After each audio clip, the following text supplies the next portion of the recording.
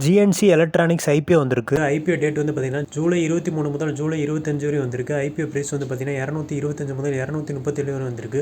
IPO size வந்து பார்த்தீங்கன்னா 460 கோடிக்கு வந்திருக்கு. ஃப்ரெஷ் வந்து 400 கோடிக்கு வந்திருக்கு. ஆஃபர் ஃபார் சேல்ஸ் வந்து 60 கோடிக்கு வந்திருக்கு. ரீட்டெயிலுக்கு வந்து 35% ஒதுக்கியிருக்காங்க. ப்ரமோட்டர் வந்து 78%ல் இருக்காங்க.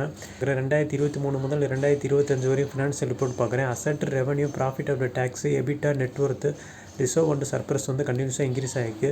கடன் வந்து ரொம்ப அதிகமாகிட்டே போகுது. இது நல்லதில்லை. மார்க்கெட் கேபிட்டல் வந்து பார்த்திங்கன்னா 2700 கோடிக்கு வந்திருக்காங்க. ROE, ROCE, RONW, PAT margin, EBITDA margin வந்து பரவாயில்லாமல் இருக்குது. டெப்ட் ஈக்விட்டி வந்து 1.95 இருக்குது. ஏற்கனவே சொன்ன மாதிரி கடன் அதிகமாக தான் இருக்குது. இவங்களுடைய புக் வேல்யூ வந்து 23 வந்திருக்கு. புக் வேல்யூவோட 10 மடங்கு அதிகமாக தான் ஐபிஓ பிரைஸ் வந்திருக்கு. ஓவர் வேல்யூஷன் தான் வந்திருக்கு. இவங்களோட ஏபிஎஸ் வந்து 6ல் இருக்குது. பி ரேஷியோ வந்து 39ல் இருக்குது. பி ரேஷியோட கம்பேர் பண்ணும்போது ஓவர் வேல்யூஷன் தான் வந்திருக்காங்க. இவங்க வந்து 2006 வந்து ஆரம்பிக்கப்பட்ட கம்பெனி. இவங்க வந்து டாப் பிராண்டு லேப்டாப் அண்டு டெஸ்க்டாப்பை வந்து ரீஃபிரிஃபை சர்வீஸ் வந்து பண்ணுறாங்க. இவங்க வந்து ஆஃபர் ப்ரைஸில் வந்து அவங்களோட வெப்சைட்டில் வந்து சேல்ஸ் பண்ணுறாங்க, டெலிவரியும் பண்ணுறாங்க, பைபேக் பண்ணுறாங்க, வேஸ்ட்டை வந்து டிஸ்போசல் பண்ணுறாங்க, டோர்ஸ் அப் சர்வீசஸ் பண்ணுறாங்க, ஆன்சைட் இன்ஸ்டாலேஷன் பண்ணுறாங்க. ரீஃபிரிஃபைஸ் ப்ராசஸ் பண்ணுறதுனால எலக்ட்ரானிக் வேஸ்டஸ் வந்து ரெடியூஸ் ஆகுது, கார்பன் வந்து ரெடியூஸ் ஆகுதுன்னு சொல்கிறாங்க. Reuse and recycling and refurbish product பண்ணுறதுனால என்வாயன்மெண்ட்டுக்கு ரொம்ப நல்லதுன்னு சொல்கிறாங்க.